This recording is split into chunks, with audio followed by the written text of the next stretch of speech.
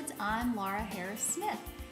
Do you ever feel like you're at a loss for words, that you don't know what to say right when you should say it, that you get tongue-tied, that you'd rather just say nothing at all? Well, Ecclesiastes 3:7 says, "There's a time to tear and a time to mend, a time to be silent and a time to speak up." So what that tells me is it's a confirmation of something that I have just been hearing over and over again in my spirit lately as I pray. There's a time to be silent and there's a time to speak. In other words, there's a time for you to speak up. Perhaps there's opportunities in the past that you missed because you were afraid to speak up or speak out about something. And now God is giving you a special grace to do it, a special window of opportunity for you to be able to say what's on your mind right when you need to say it. Not unkindly, but exactly the way you need to articulate things, to express to someone or to a group how it is that you're feeling. Now, if you're somebody like me and you never have a hard time speaking up, the challenge is to learn how to be silent. So it's interesting, though, how you can basically have a personality that is one or the other, but you could be a totally outgoing person and yet have this inability to speak out right when you need to do it. And I just feel like the Lord wants to encourage you today that He has heard the desires of your heart as it pertains to different relationships, and He's going to give you opportunity to speak. And you're not going to be afraid when you get there. You're not going to be afraid or get tongue-tied. You're not going to have to rehearse over and over again in your mind what it is that you would say.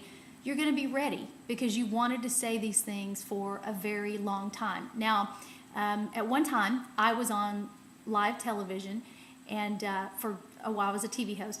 And I remember I used to get this rush out of, they're giving me the countdown in 3, 2, 1, and I would have no clue what I was about to say. It was, 216 million people watching, and there was always something there. It always came out, and afterwards I was the only one that knew that I didn't know exactly what I was going to say, and yet it had come out. So just remember that when God brings these opportunities to you, just remember that you're the only one who knows that you don't know exactly what you're going to say. You're the only one who knows that there's this place inside of you that's afraid to speak your mind or doesn't think you deserve to speak your mind. But God is right there with you, and He obviously wants you to have your time to speak. He said there was a time to be silent, but you're only obeying half of the word unless you get your time to speak, unless you make your time to speak.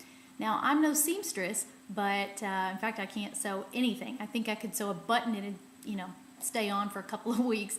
But I know that there is a time to tear, there is a time to mend. As it pertains to relationships, they all experience tearings, but they all experience mendings. One of the things that we do at our house, I've got 6 kids and a great husband, and one of the things that we always do is we mend it before the sun goes down.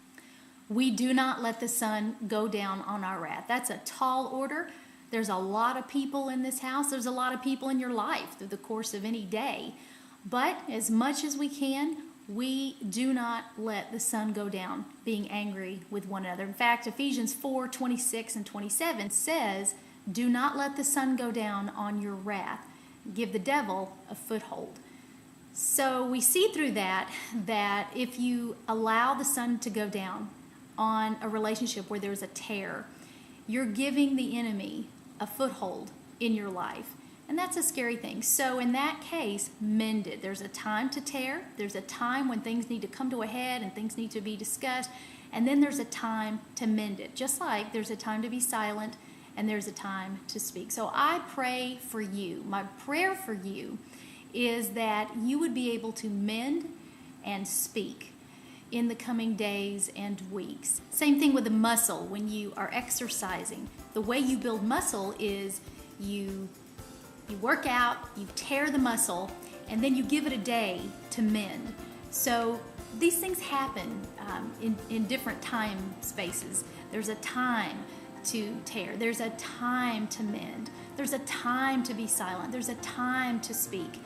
So I just feel like God wants you to be encouraged. If you have not been able to express yourself, get ready to express yourself.